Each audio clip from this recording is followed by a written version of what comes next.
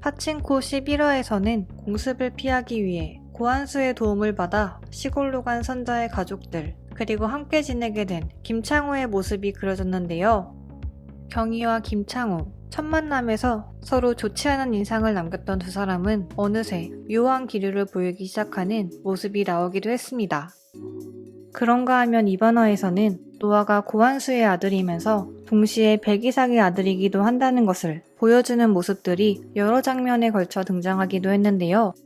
또한 고한수의 도움으로 공습으로 인한 피난을 가기 전 각자 필요한 물건을 챙기는 장면에서는 각 인물들이 서로 다른 물건을 챙기는 모습으로 각 인물들이 무엇을 중요시하는지 알 수 있는 장면이 나오기도 했습니다.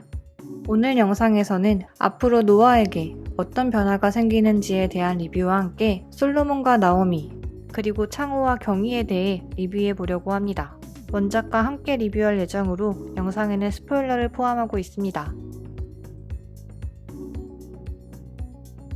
공습으로 피난을 가기 전 각 인물들은 각자 필요한 물건을 챙기기 위해 집으로 급히 들어갑니다. 먼저 요셉과 가족을 최우선으로 여기는 경희가 대대로 물려온 족자를 챙기는 장면은 경희가 얼마나 보수적이고 전통적인 인물인지 보여주죠. 선자가 가장 먼저 챙긴 것은 영도에서 오사카로 떠나며 봉이와 보키에게서 받았던 청둥오리 조각이었는데요. 평생 자신의 짝과 산다는 말과 함께 받았던 청둥오리를 챙기는 선자의 모습은 선자가 이삭의 죽음 이후에도 평생 가슴속에 묻어두리라는 것을 보여주는 것이겠죠.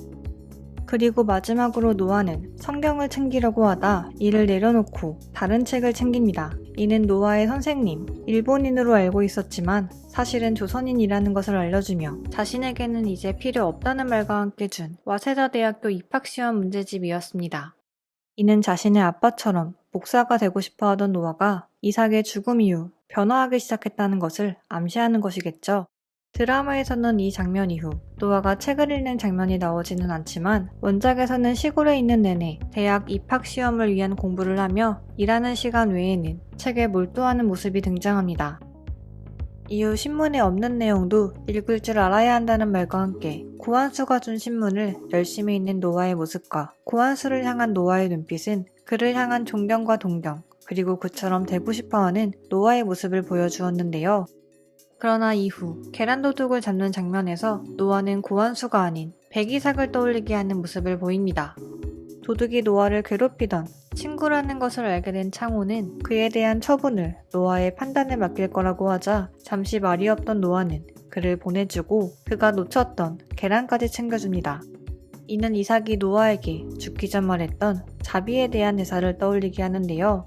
자신을 밀고 했던 후목사를 용서하며 그도 우리와 같은 처지라는 것을 잊지 말라는 말과 함께 노아에게 자비를 베풀라는 말을 남겼던 백이삭.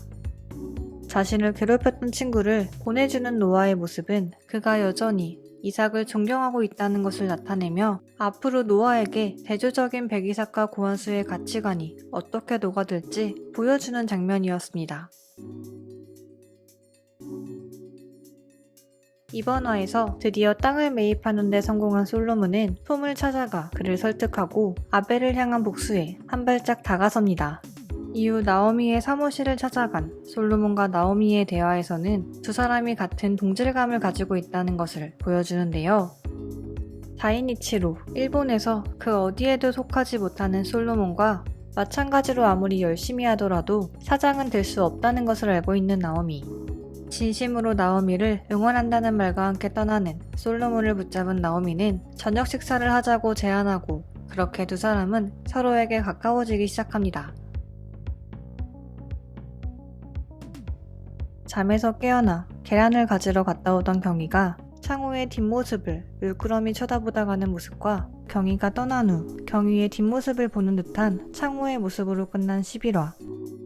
이 두 사람의 묘한 관계는 하늘에 전투기가 보이자 이를 보며 걱정하는 경희에게 요셉은 괜찮을 거라며 경희를 다독이는 창호와 계란도둑을 잡기 위한 계획을 짤 때 함께 잠복하고 싶다는 경희의 모습으로 나타났는데요. 특히 경희를 향해 아무런 말도 하지 않지만 이미 눈빛에서 보이는 창호의 사랑은 경희를 향한 그의 마음이 얼마나 큰지 보여주죠.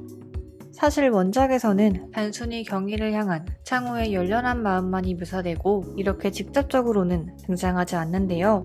원작에서는 선자의 가족이 농장으로 갈 때 요셉 역시 같이 가는 것으로 그려지고 아주 많은 시간이 흐른 뒤에서야 창호는 자신의 마음을 고백하지만 경희는 끝내 그 고백을 거절하죠.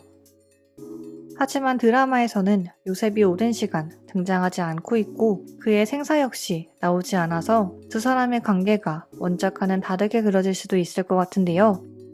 선자와 장사를 하려는 것조차 꺼려할 만큼 보수적으로 그려지고 있는 경희가 드라마에서는 과연 창호의 마음을 받아들일 수 있을지 궁금해집니다. 저는 다음 영상으로 돌아오겠습니다. 감사합니다.